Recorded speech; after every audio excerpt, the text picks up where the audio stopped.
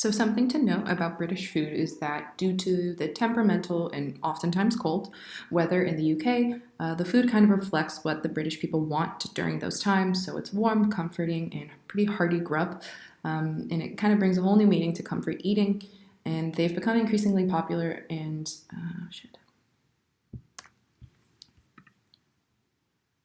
Something to note about the British food is that due to the temperamental and quite frankly, mostly cold weather in the UK, the food reflects what the British people want during those times, which is warm, comforty, and hearty grub. So one of the staple foods in the UK is fish and chips. So this is probably the most famous British meal and like a staple diet for a Friday night. You can find this in most pubs and restaurants, and of course, like a fish and chip shop. So definitely don't leave the UK without trying this. Then we also have a roast dinner. So this is like a long-standing tradition for a Sunday, which is the classic roast dinner. It's also known as Sunday dinner or Sunday roast. And you'll definitely see this in like every pub and restaurant on a Sunday for anyone who wants to kind of venture out for their hearty fix. It's a plate full of meat stacked with vegetables and potatoes, smothered in gravy, and kind of personally reminds me a bit of an American Thanksgiving dinner, but something that they do every Sunday. And then we also have a English breakfast. So basically wherever you are in the UK, you should be able to find this as well. So this is pretty much including like eggs, hash browns, which is my personal favorite part of the meal, some toast, some black sausage, some tomatoes, some mushrooms, some sausage, baked beans, and bacon.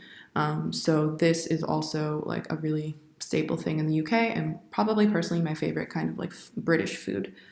Then we also have the steak and ale pie. So this is like a warm pie with a crispy and flaky exterior packed with meat, cheese, and Guinness.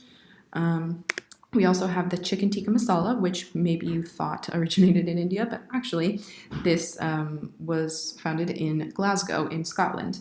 And so this is packed with flavor. It's with rice and an herby naan bread. And this is also probably one of my favorite things that they have here in the UK as well. And then lastly, they have bangers and mash. So this is like sausage and creamy mash. And it's pretty simple, but pretty awesome as well. So hopefully none of you guys are vegetarians, but even if you are, they have like a vegetarian English breakfast as well that you can have. Or maybe you can have some of the things in the roast dinner, or maybe just the chips and not the fish. But one way or another, you guys should definitely try to have all of these dishes if you can. So now getting into stereotypes about the UK. So I'm sure that you guys have some understanding of what British culture is like, based maybe on media, or maybe you've been here before, maybe you know some British people, maybe you've just heard things. But one way or another, there are some stereotypes, and I'm going to go through them and kind of let you know if I consider them to be true or not, just based on my experience being here. So the first stereotype is that Brits drink a lot of tea. This is absolutely true. I'm not someone who drank a lot of tea before I came here, but once I did, I found myself drinking tea nearly every day.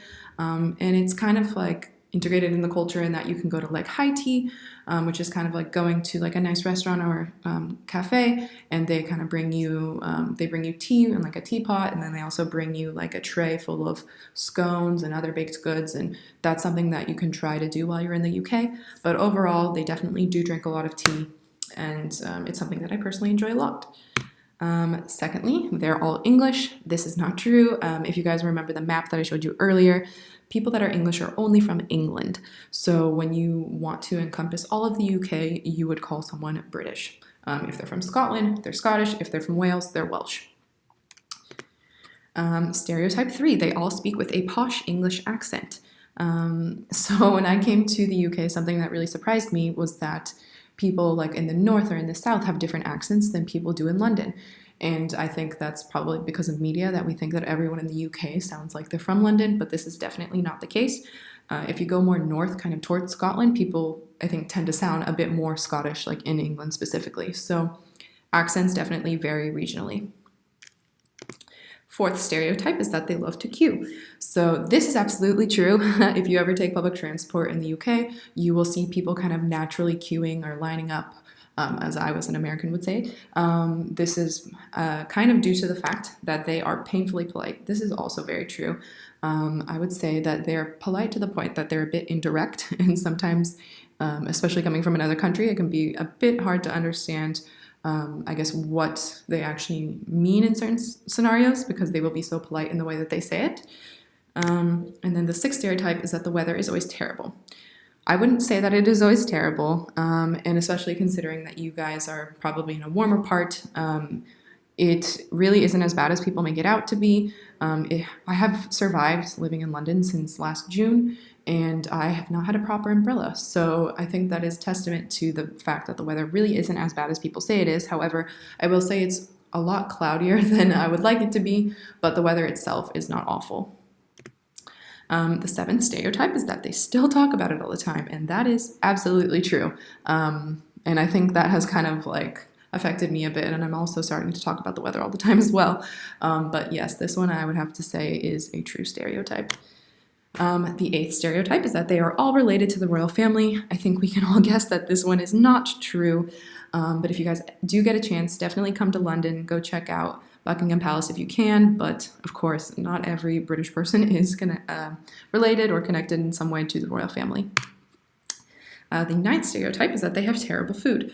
So I would actually argue against this. The UK has a lot of international food. The foods that I showed you guys before are all really awesome. Maybe as in comparison to other countries, they don't have the best food, but it is not by any means terrible. And there's definitely some awesome British and international food that you can find in the UK. And the 10th and last stereotype is that they love to go to the pub. And this I can definitely confirm is true. At least here in London, if you go downtown, like any day of the week, maybe like 5, 6 p.m., you see everyone coming back from work just sitting outside of a pub with a beer in hand. And I think that's a pretty cool thing because it just adds kind of like a social aspect to the culture, and it's a really good way to socialize with people, whether or not you drink. So if you guys do, definitely go check out a pub, go try some cider. The UK is known for its cider as well, so go check that out. And something just kind of funny I thought I would put in here is in regards to the British culture being very indirect. This is kind of like a funny chart as to what the British people say, what they actually mean, and what other people understand. So, for example, maybe a British person will say to you,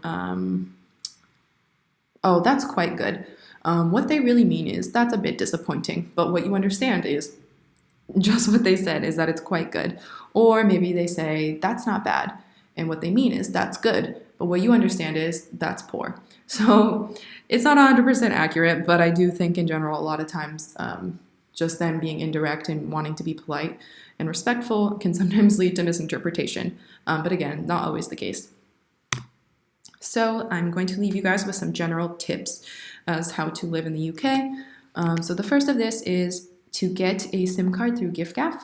So this is just like a network, a cellular network for you guys to get some data and like phone and text message credit. And you guys can order the SIM card for free, and then you can download their app on your phone and then just top up the credit through your phone really easily. This is the carrier that I use. I've been using this for a year now, and I've never had any problems. It also works in other parts of Europe as well. So if you do buy it here, then you can potentially even use it back home as well. Secondly, I would suggest that you guys get a Monzo card. So this is like a mobile bank account, and it is a UK-based bank account. And again, this is something that you can order through an app. It's actually it's a mobile-only bank account. So if you just put in some information through their app, they will send you a card, and then you can see here it has this little symbol on it. That means it's contactless, so you can use it on public transportation and things. And this is really ideal because the conversion rates for this are really good. And most places do take MasterCard, so it's really helpful to have, and you can also really easily transfer money to other UK bank accounts if you were to owe someone money with this card. And then the last thing to download is the City Mapper app. So this is just an application that helps guide you through local transportation, so it'll help you with any bus systems that are in the area you're in. If you were to be near like tube systems, anything like that, it will give you the best and most accurate way of getting somewhere. And this is something I use every single day that I'm here. So thank you guys so much for listening to this video and attending IPS. I hope that you found this information useful, and I really do wish you guys the best of luck on your exchanges. Again, please feel free to reach out to me at any time if you have any questions.